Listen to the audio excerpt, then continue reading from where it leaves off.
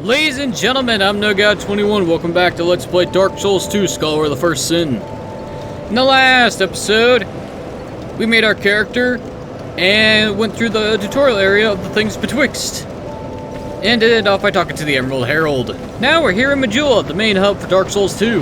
We're gonna be here for today. Rather, I should say, this is the only place we're going to be for now. Because, well, you know how this goes. Hub world, bunch of NPCs to talk to, it takes a while. We already talked to the Emerald Herald, so we can skip her dialogue. There's an NPC over there, one up there, one over there in that house, another one in that house. So, let's start with, you. Let's see what you have to say, sir. And what do we have here? A monument of some description. 0 deaths worldwide. Ah, yes. This little monument tallies how many times you've died. If we turn to the back, letters are worn beyond recognition. Now, I'm not exactly sure or remember what the back side of this is supposed to represent. And I'll probably look it up and comment on it later. But first, you. This is the game's Crestfallen Warrior analog. You're undead, aren't you? You have that distinct scent, the smell of irreversible fate. This is Majula. It is a kind of settlement, a place where life is almost normal. And in Drown Lake these days, there are very few places like that. I am Solden, and like you, I lost everything, and now I'm here. You probably heard that it was possible to break the curse here. Well, that's not true at all. There's nothing here for you, me, or anybody. Do you know much about souls?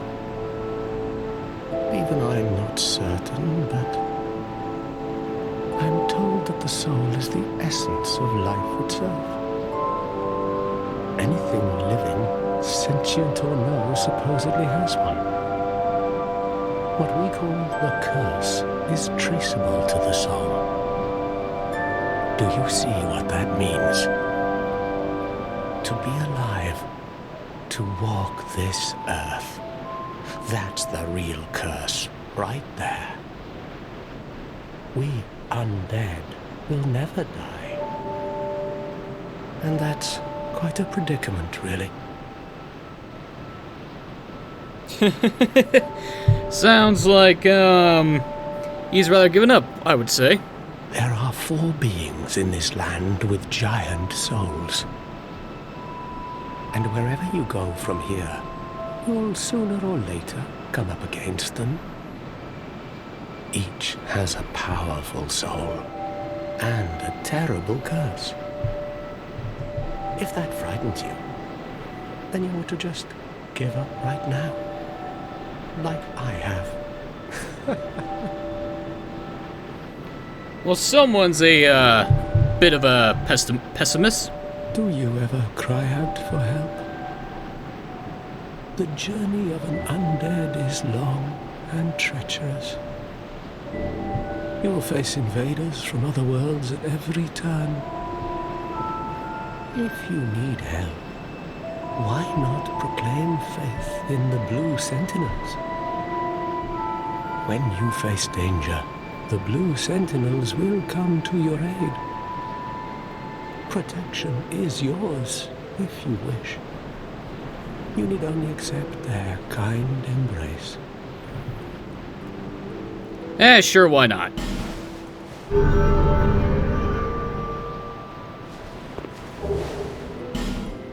Enter the covenant with the Blue Sentinels.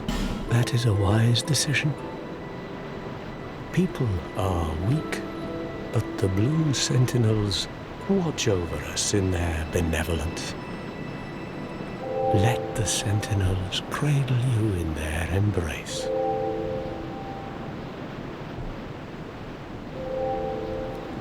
feel lonely here? It suits me just fine, as I've nothing left anyway. It will grow on you, this place. Give it some time.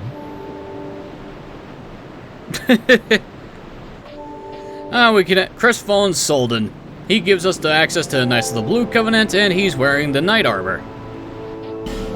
We learn the welcome gesture. Do you see the way beyond the bonfire? That will take you to the forest of the giants.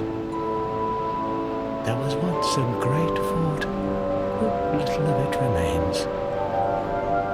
You may just find something there that will be of use on your journey.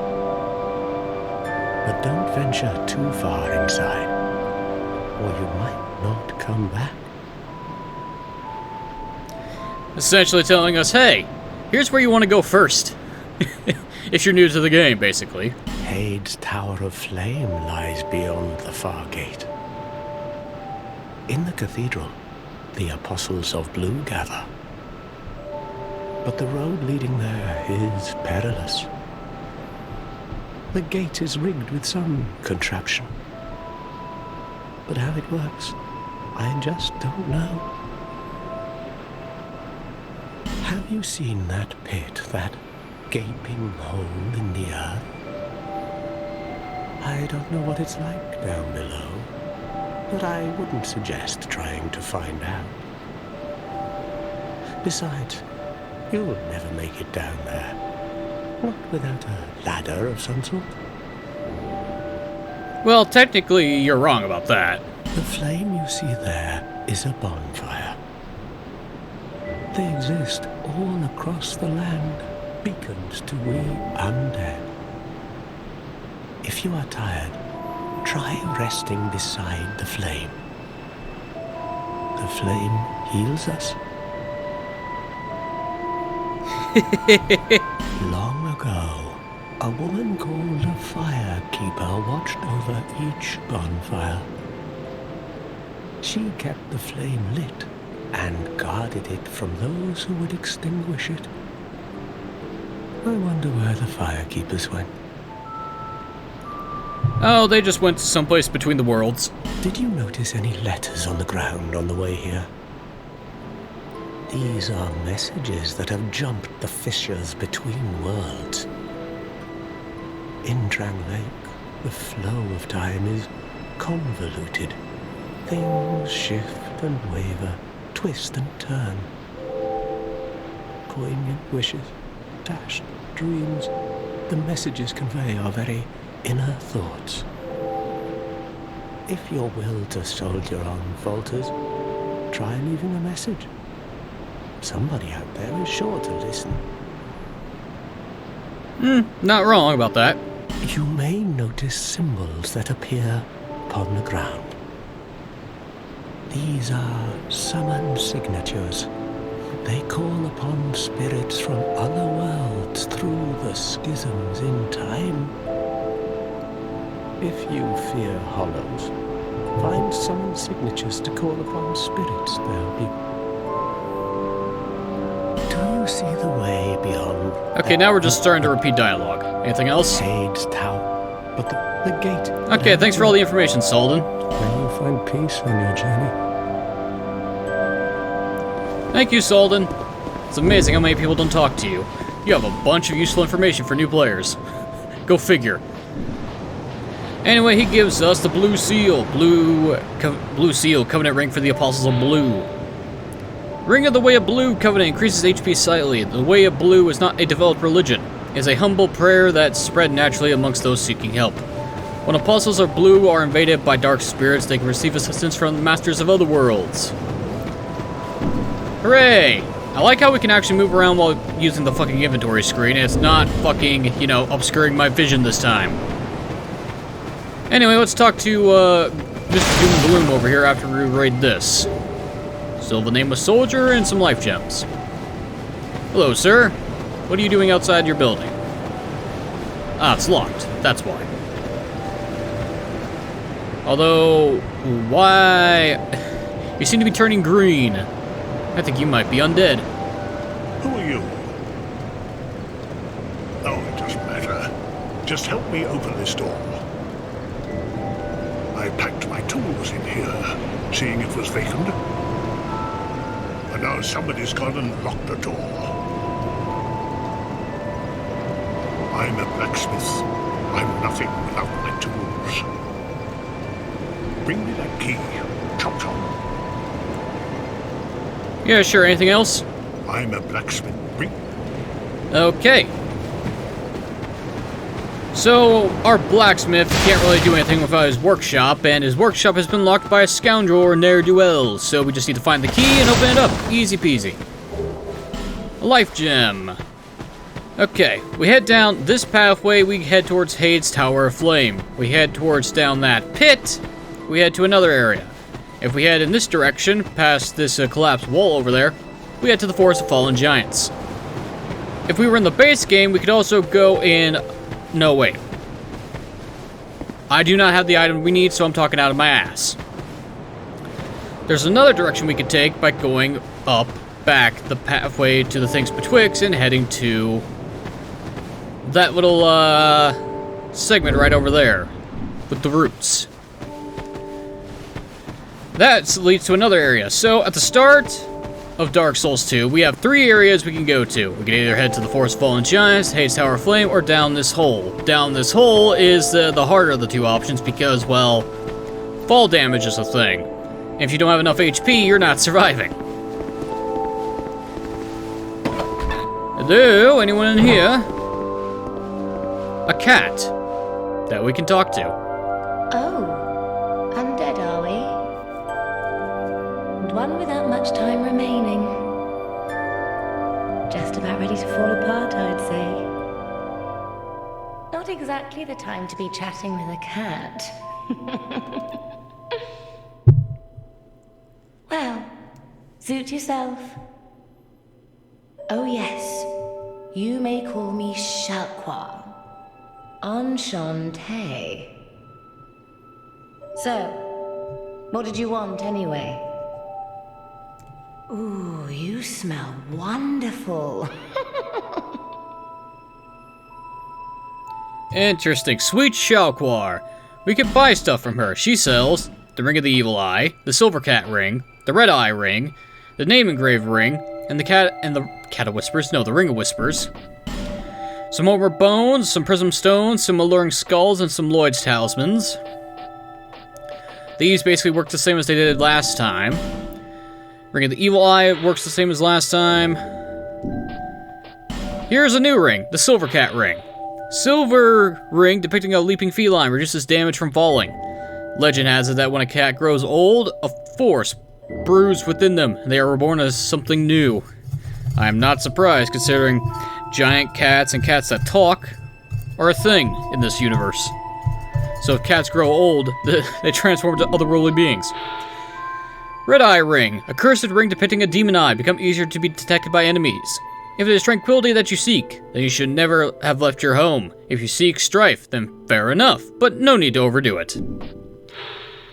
Increases aggro.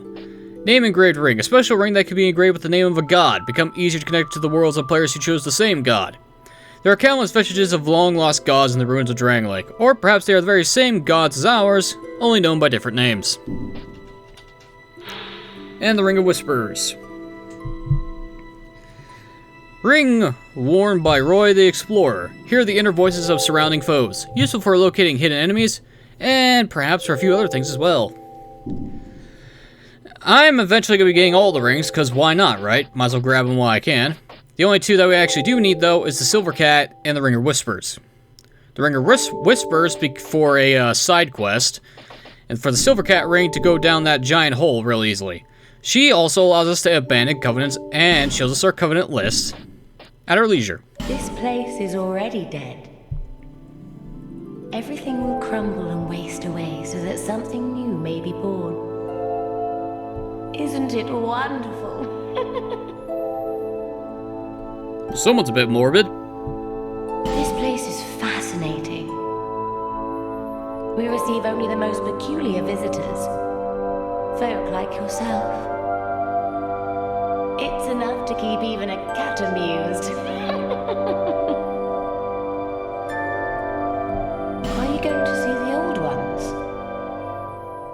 those four who have grown so incredibly ancient. They must have sprouted quite a thick coat of moss by now. For heaven's sake, no one even knows their names anymore. Imagine that. Yes, nothing like yourself. For you have a most pleasant scent that grows nicer with each passing day.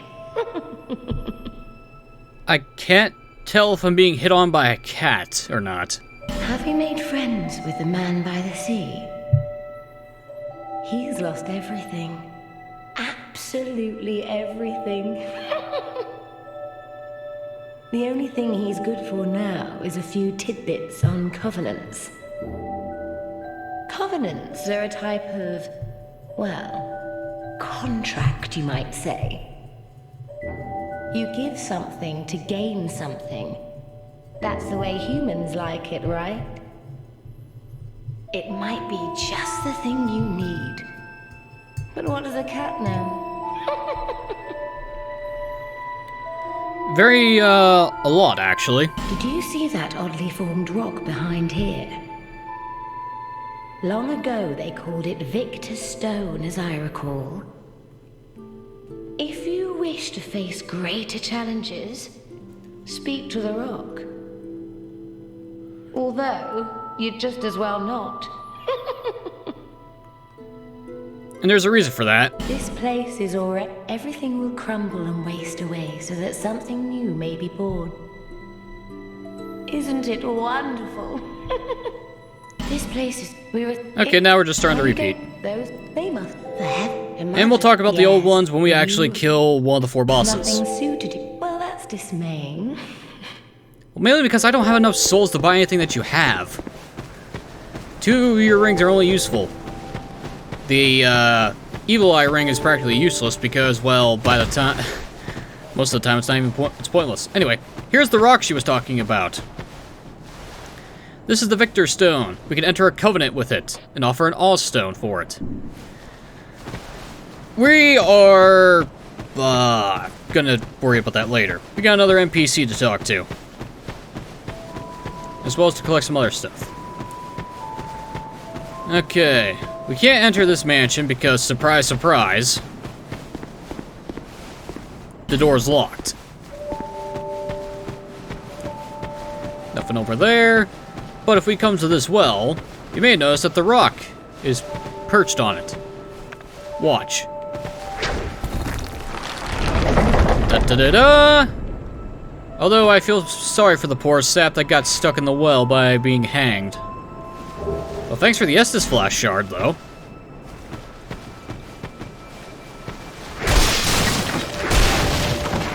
Oh, and say hi to the pigs of Majula. Do not attack the pigs. They will attack you, though. You see, these pigs hit really fucking hard and can kill you really quickly. As a fresh character. So your best bet is just not even bother with them. Although there is an interesting mechanic that I could talk about now. Oh god, they're getting closer. Quick, rest of the bonfire. I need to replenish my durability on my dagger anyway.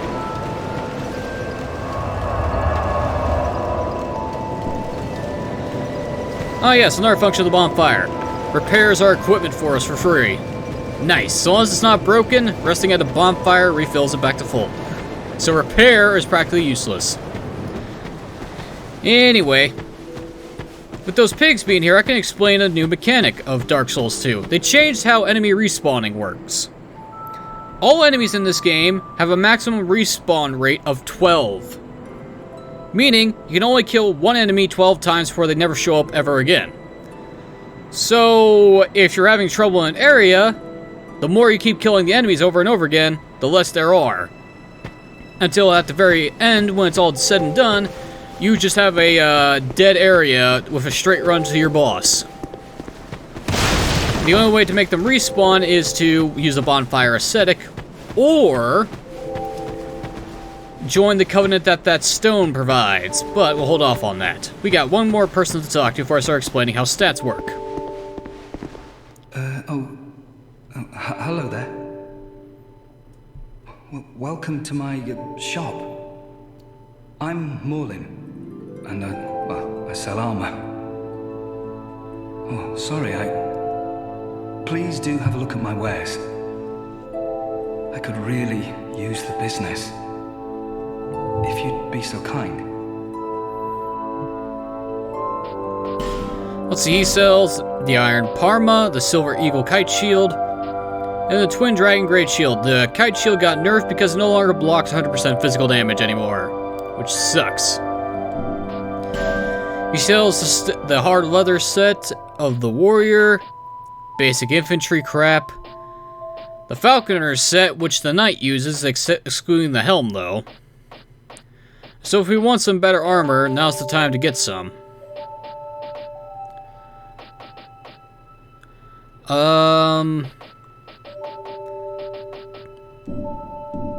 I came from the west, from Volgan. Have you been there? It's a lively place, vibrant with trade. Very competitive, of course. And you have to grease the wheels to get anywhere. But I didn't have the funding for that, so I left home in hopes of striking gold. It's been years since then, and I've made very little headway. I don't even know why I'm still here. Everything's all run down and dying. It's terrible for business, really. I am not surprised. A group calling themselves the Blue Sentinels have gained much power in Volgan. You can't even run a shop without their blessing. They claim to be working for the greater good, but it's absolute hogwash. I bet it is for an upstanding merchant like yourself. By the gods, why the hell am I here? A good question. Why are you here? Okay, we exhausted his dialogue. You know what? Let's buy... fuck it. Let's just buy some Falconer armor. Thanks very much. And do please come again. I thought about it, and we can kill Mullen here in order to get his clothes, which will make our leveling process a lot easier, because it basically increases our souls when we wear the entire set. Anyway, chest in his shop, don't mind me if I take this. Titanite shard. Although, why would you have these tools in your own shop? Some of these don't look like something a merchant would use, and I don't see a, Ah, wait a minute, I know what's going on here. He set up shop in an abandoned smithy. That explains the tools. I never actually looked around at where he's actually sitting. Okay, so this is an abandoned smithy. Why, though, did that guy set up shop over there when the... Oh, it was vacant, that's why. Anyway. Oh, excuse me. Oh. Who are you again? No, I'm not serious. You do have a rather pleasant scent. The type I'm quite fond of. Well, that isn't creepy at all. Anyway, we're gonna abandon our covenant immediately. With no penalty whatsoever. Satisfied? I'll be around if you ever come back. You're always gonna be here. Unless I deliberately try to kill you, you're not gonna disappear. Anyway, since I hate myself, I'm gonna actually join this covenant for the most of the game. Enter covenant. This will set you upon an arduous path. Okay to join this covenant? Yes. Are you prepared to join this covenant? Yes. Join the company of champions covenant? Yes.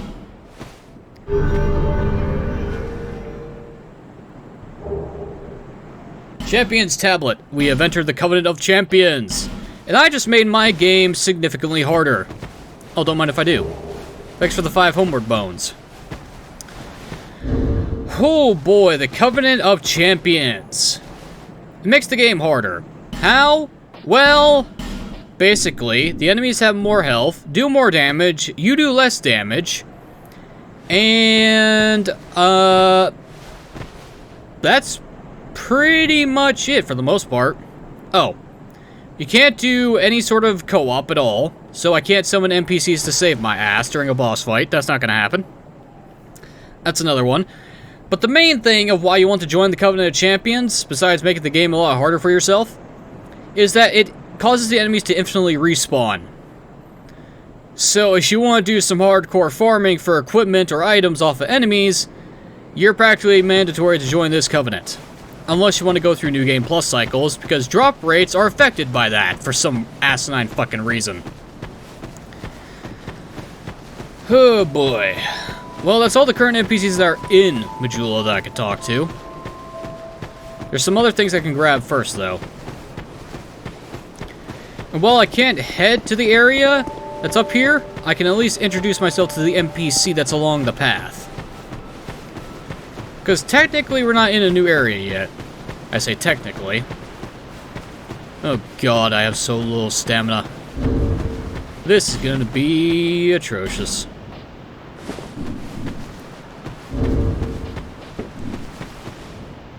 Yeah, no, this is completely normal. Don't mind me, everyone. I am not a murderous psychopath.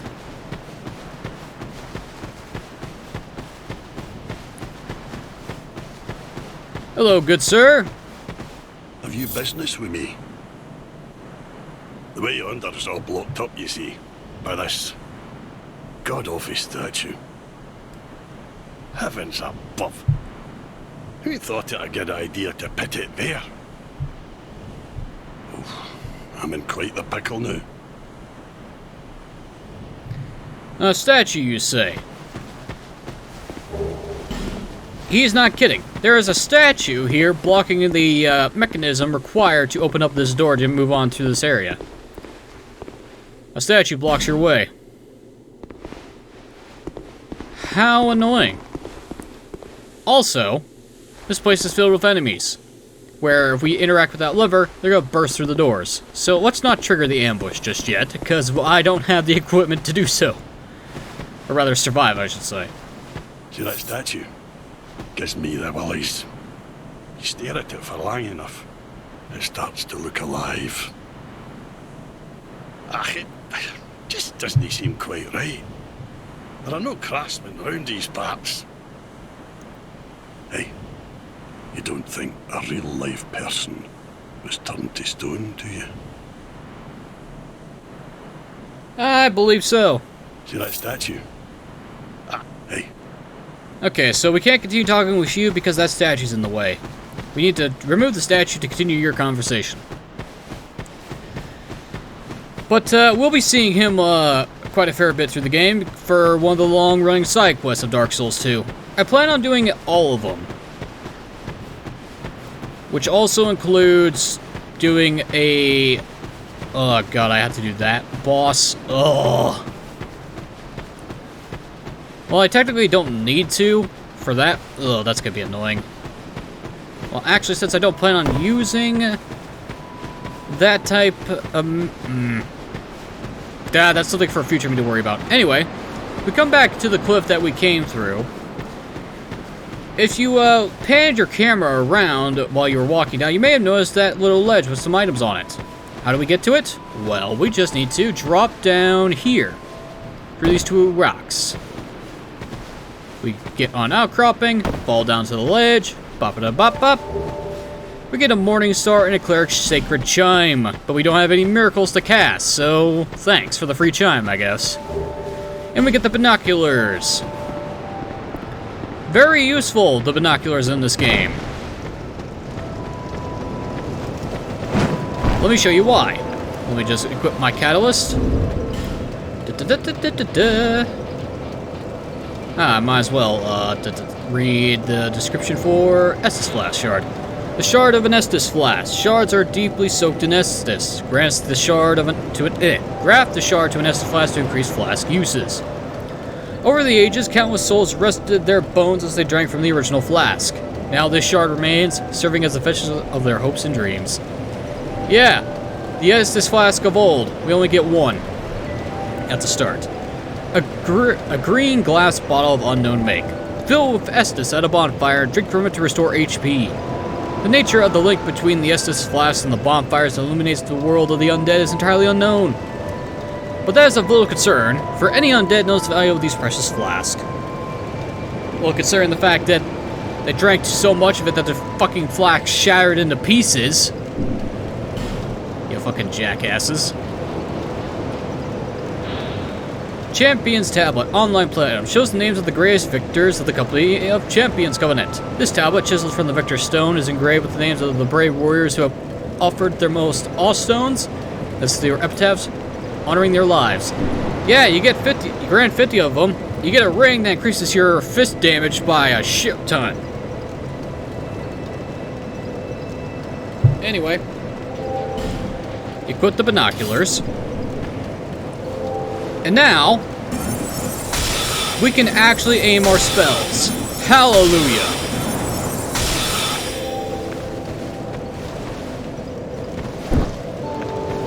Now, unfortunately, I don't know if there's a way to zoom in here. I don't think there is. Oh well. At least it's useful now. So that's something I'm going to always keep on my person at all times.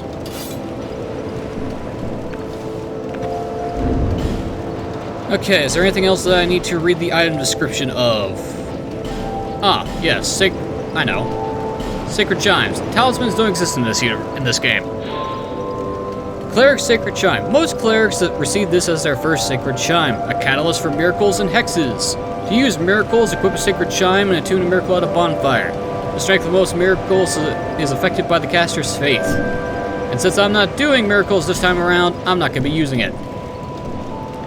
Which means I lose out on Homeward, but that's not much of a problem in this game since I can just teleport to a bonfire if I need to. Anyway. Oh. Yeah, I might as well be more specific about the changes that the... Breathe, you moron. I try to explain things, I ramble, and it just gets jumbled. The Company of Champions. Here's a precise breakdown of how it works. Damage done to enemies, minus 20%. Damage taken, increased around 33%. Which is why I say the enemies get stronger and you get weaker. Which makes it seem like they have more HP, but they don't. Because the enemy's HP has no change. The enemies respawn infinitely. It doesn't change the amount of souls that you get. And no distinction on item discovery.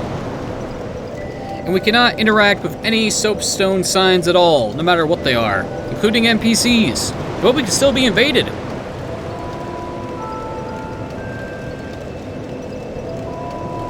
Yeah. But for turning in awe stones for rewards, we can get a great magic weapon spell, the first dragon ring, and the Vanquisher seal. The Vanquisher seal is what makes your fists do a shit ton of extra damage.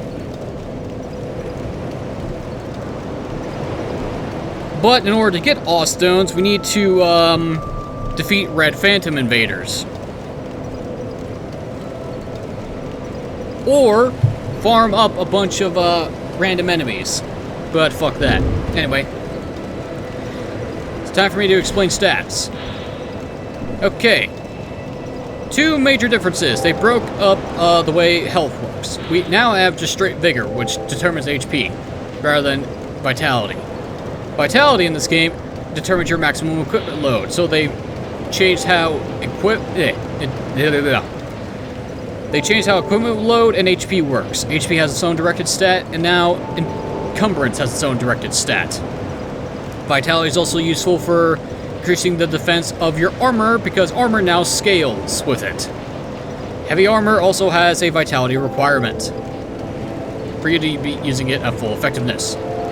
Attunement stays the same, but we also have a new stat, casting speed. Speed at which spells can be cast can be shortened by raising attunement. This basically dictates how fast your spells actually cast. Strength is normal, dexterity is normal, faith and intelligence are normal. Boost magic defense and proficiency in sorceries, boost lightning defense and proficiency in miracles. However, there's a new stat, adaptability. Raises various attributes to ensure one's survival, boosts agility and various resistances. Okay. Other noticeable differences. There's a new type of damage. Dark attacks. And new damage bonus. Dark damage. Dark damage is the most broken thing in the universe in this game because it is overpowered as fuck. Even after it was nerfed. It's still overpowered as fuck.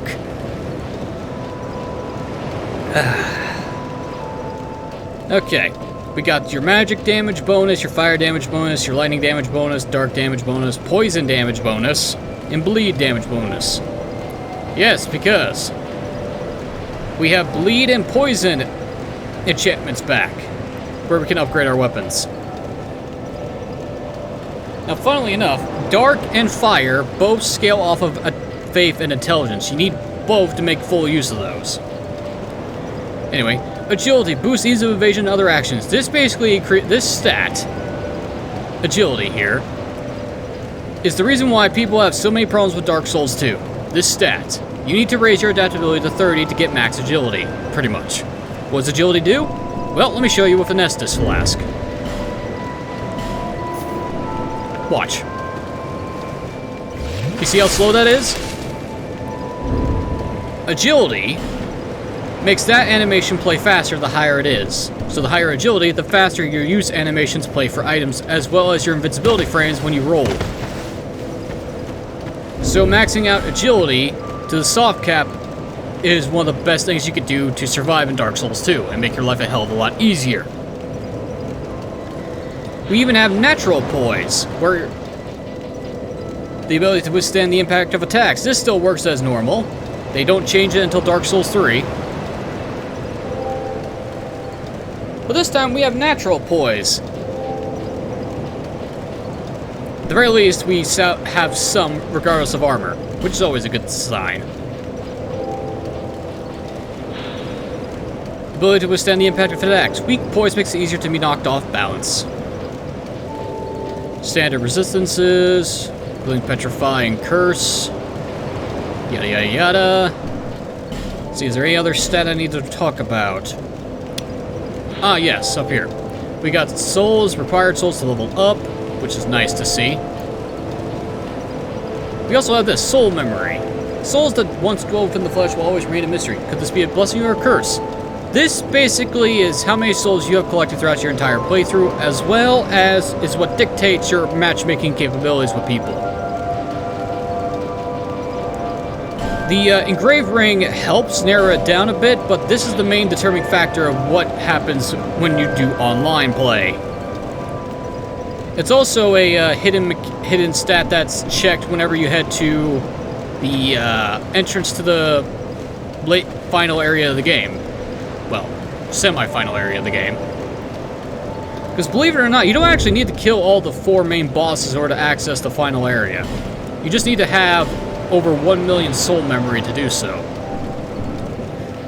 Which is easy to get if you have a couple of bonfire settings. But since I don't have those, I'm not going to be doing that. Let's see, that was all the stats talked about. Anything else I need to talk about here on the screen? Ah, yes, we have 3 equipment slots this time and 4 ring slots. And so many and 10 consumable slots. 2 types of arrows and 2 types of bolts. More equipment is always a good thing. Let's talk to the Emerald Herald. Is that a shard you found? Here, let me see it, so that I may help you. To see light, to see hope, however faint it might be.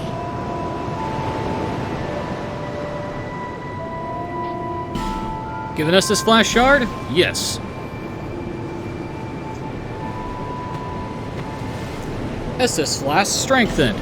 Now we have 2 charges. Hooray! Only 10 more to find.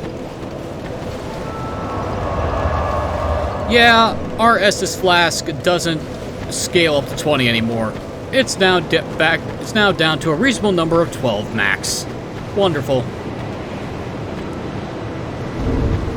Should I use these consumable souls?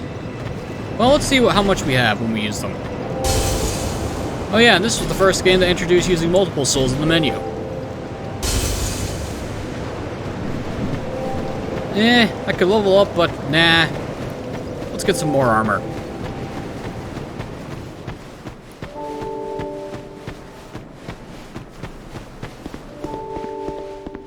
Ah. I was hoping that you would come. I've stocked some new things, and I thought that you might be interested. They've been selling rather well, and I may step up operations soon. I'm surprising even myself, to be honest. Good for you, Mullen. Did I mention before that, well, I'm not from these parts? I was on a journey, and somehow ended up here. The desolation here was disenchanting at first, but over time, things started to turn my way. Yeah, I've got a good few regulars now. They're all strangely desperate and quite willing to pay a premium. Sadly, some of them never come back, but I try not to think about it. Have you seen that warrior lugging that giant blue sword about? I'm no expert, but that appears to be a fine specimen. The monstrous thing has a peculiar design, quite unlike anything found in Volgan. If you should speak to him, would you ask him if he won't sell it? I'd have to take another look, but I'm confident I could offer quite a price. I doubt it, though. I considered returning to my homeland, but I've decided to stay a while longer. I've started to turn a handsome profit now, and I can't bear to give it up.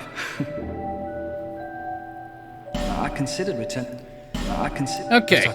Mullen here is on stage 2 of his personal quest. How do you advance his quest line? You buy stuff from him.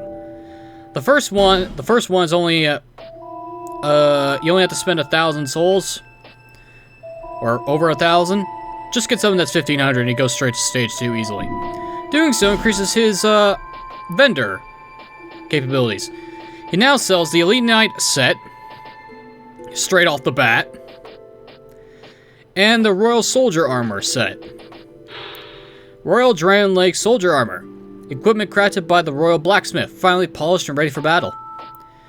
Armor made of Braddon steel, provides sturdy defense, making it an old-time favorite of Elite Knights. Braddon steel is used widely in Dragon Lake. This fine alloy is made from ores mined in the Southern Kingdom.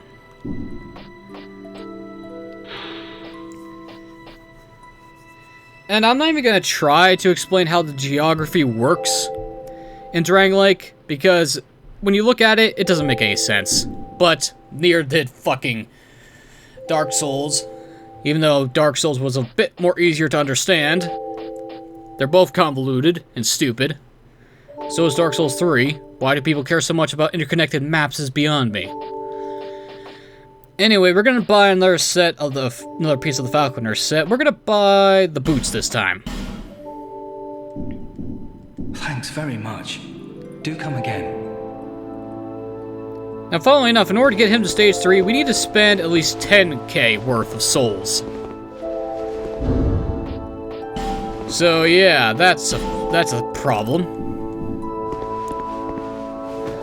Let's see, anything else I could talk about before I call it a day? I mean, besides the fact that the Falconer leggings are missing a greave, but whatever.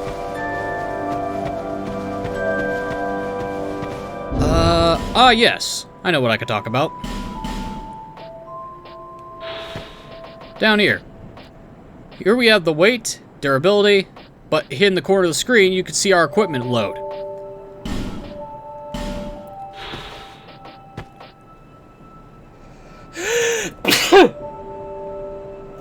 Ugh. Excuse me. Well, that definitely cleared me up. Whoa.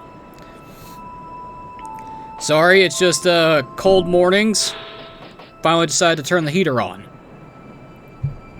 Anyway. Equipment load. Maximum weight that can be equipped. Movement slows as your equipment load approaches maximum.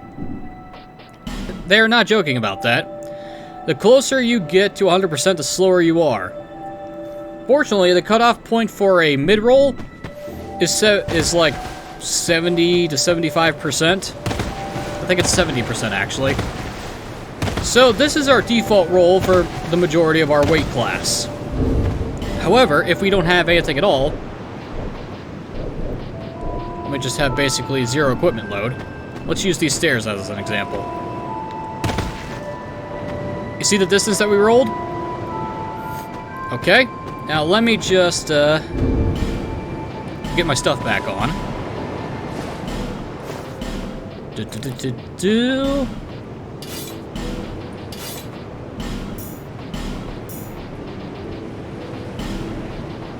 Might as well equip the blue seal. We can still use it, because it guarantees us a little bit of HP. Now, if we do the same thing again, as you can see, we actually have a less distance travel on the roll. So in addition to being heavier, you'll lose travel distance on rolling. And also, consequence of being heavier is that falling damage increases. So if you want to survive this drop, there are 2 ways you could do this currently. One is to use a parry glitch, where you can basically lure an NPC, parry his weapon, and repose to basically get all the way down to the bottom without taking a single lick of damage because glitches. The second option is to get the blue seal, start as a knight class, unequip all your stuff, and just drop. You have barely enough HP to survive the drop with the blue seal on. And you can just drop on down until you reach the bottom, which has a bonfire. But I'm not going to be doing that. Mainly because, well, I'm not a knight class and I don't have that much HP. How much HP do I have? 791. Well, still more than we had starting in Dark Souls 1, but goddamn is the bar tiny.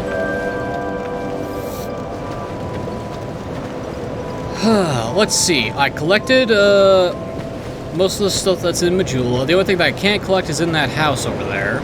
I talked to all the NPCs. I explained how stats work. I joined the Covenant of Champions, which is going to be my main covenant throughout this entire playthrough, because I want to prove to myself that I can actually do this. Of course, I had to pick a fucking sorcerer to start off with this. All because I want to make up for not getting the Sword of Moonlight in Dark Souls 1. Oh, why do I do this to myself? Anyway, ladies and gentlemen, I've been NoGod21. This has been Let's Play Dark Souls 2 Scholar of the First Sin. In the next episode, we actually start playing the game by heading down to the Forest of Fallen Giants and starting our adventure from there. We're going to get a good starting weapon and maybe kill a boss or 2. But until then, thank you for watching, have a wonderful evening, and I'll see you all next time.